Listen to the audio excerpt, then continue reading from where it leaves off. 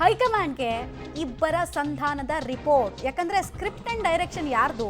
High command. So obviously ಸಭೆಯ ಔಟ್ಕಮು ಏನೇನು ಮಾತಾಡಿದ್ದಾರೆ, ಇಬ್ರು ಮನಸ್ಸಲ್ಲಿ ಏನೇನಿದೆ, ಬ್ರೈನ್ ಸ್ಟಾರ್ಮಿಂಗ್ ಆಗಿದೆಯಾ, ಎಲ್ಲ ಅಲ್ಲಿ ಡಿಸ್ಕಸ್ ಆಗುತ್ತೆ. ಕಾಂಗ್ರೆಸ್ನ ಸಂಸದೀಯ ಮಂಡಳಿಯ ಸಭೆ, ಇಬ್ಬರ ವರದಿ ಆಧರಿಸಿ ನಾಳೆ ಈ ಮೀಟಿಂಗ್ ಆಗುತ್ತೆ.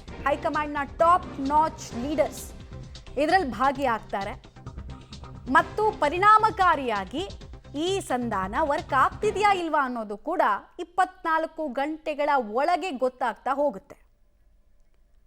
ಡೀಟೇಲ್ಸ್ ಕೊಡ್ತಾರೆ ರವೀಶ್.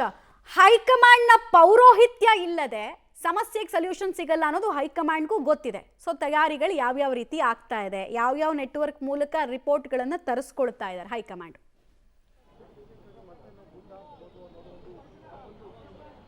ಮಮತಾ, ಪ್ರಮುಖವಾಗಿ CM ಮತ್ತು DCM ನಡುವಿನ ಬಹಿರಂಗ ಕಿತ್ತಾಟ ಏನಿತ್ತು ಅದನ್ನು ರಾಹುಲ್ ಗಾಂಧಿಯವರಿಗೆ ತಲುಪಿಸಿದ್ರು. ರಾಹುಲ್ ಗಾಂಧಿಯು ಕೂಡ ಈ ವಿಚಾರದಲ್ಲಿ ಒಂದು ರೀತಿಯಲ್ಲಿ ಅಸಮಾಧಾನವನ್ನುಗೊಂಡಿದ್ರು ಅಂತ ಹೇಳಲಾಗ್ತದೆ. ಆ ಕಾರಣಗಳಿಗೋಸ್ಕರವಾಗಿ ನಾವು ಇಲ್ಲಿ ಚರ್ಚೆ ಮಾಡಬೇಕು ಅಂದರೆ, ನಾವು ತೀರ್ಮಾನ ಮಾಡಬೇಕು ಅಂದರೆ ಅವರಿಬ್ಬರು ಸರಿ ಹೋಗಬೇಕು ಅನ್ನೋದೇ ರಾಹುಲ್ ಗಾಂಧಿಯವರ ವಾದ ಆಗಿತ್ತು. ಆ ಕಾರಣಗಳಿಗೋಸ್ಕರವಾಗಿಯೇ KC ವೇಣುಗೋಪಾಲ್ ಅವರು ಇಬ್ಬರಿಗೂ ಕೂಡ ಸೂಚನೆಯನ್ನು ಕೂಡ ಕೊಟ್ಟು, ನೀವು ಸರಿ ಹೋಗಿ ಒಂದು ಸಂದೇಶವನ್ನು ರವಾನೆ ಮಾಡಬೇಕು ಅಂತ ಕಟ್ಟುನಿಟ್ಟಾಗಿ ಕಠಿಣ ಸಂದೇಶವನ್ನು ರವಾನೆ ಮಾಡಿದರು.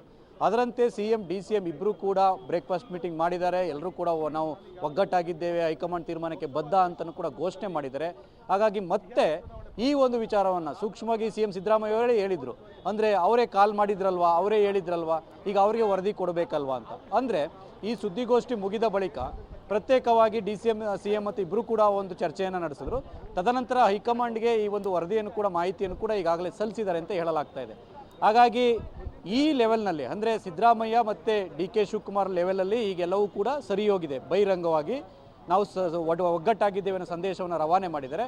ಹಾಗಾಗಿ ಇನ್ನೇನಿದ್ರೂ ಕೂಡ ನಮ್ಮ ತೀರ್ಮಾನ ಅಂತ ಹೈಕಮಾಂಡ್ ಬೇರೆ ಬೇರೆ ರೀತಿಯ ಒಂದು ವರದಿಗಳನ್ನು ಆಧರಿಸಿ, ಜೊತೆಗೆ ಪರಿಸ್ಥಿತಿಗೆ ಅನುಗುಣವಾಗಿ, ಯಾಕೆಂದರೆ ಈ ಸಂದರ್ಭದಲ್ಲಿ ನಾವು ತೀರ್ಮಾನ ತೆಗೆದುಕೊಳ್ಬೇಕೋ ಬೇಡವಾ ಅಂತ. ಯಾಕೆಂದರೆ ಈಗಾಗಲೇ 40-45 ದಿನ ನೀವು ಮಾತಾಡಬಾರ್ದು, 45 ಡೇಸ್ ಅಂತಲೂ ಕೂಡ ಹೇಳಿರೋ ಕಾರಣಗಳಿಗೋಸ್ಕರವಾಗಿ ಅವ್ರಿಗೂ ಕೂಡ ಟೈಮ್ ಇದೆ.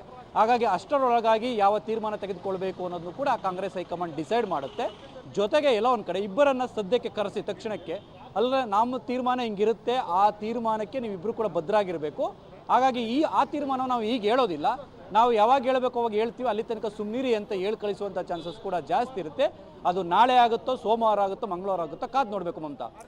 ಹಾಗೆ ಸಂಪರ್ಕದಲ್ಲಿರಿ ರವೀಶ್. ಒಟ್ಟಿನಲ್ಲಿ ಸಮಸ್ಯೆ ಹಾಗೆ ಇಟ್ಕೊಂಡಿದ್ದಾರೆ. ಸಮಸ್ಯೆ ಹಾಗೆ ಇಟ್ಕೊಂಡು ಮುಂದಿನ ದಿನಗಳನ್ನು ಹೇಗೆ ಎದುರಿಸುತ್ತೆ ಹೈಕಮಾಂಡ್ ಅನ್ನೋದೇ $1 ಬಿಲಿಯನ್ ಪ್ರಶ್ನೆ.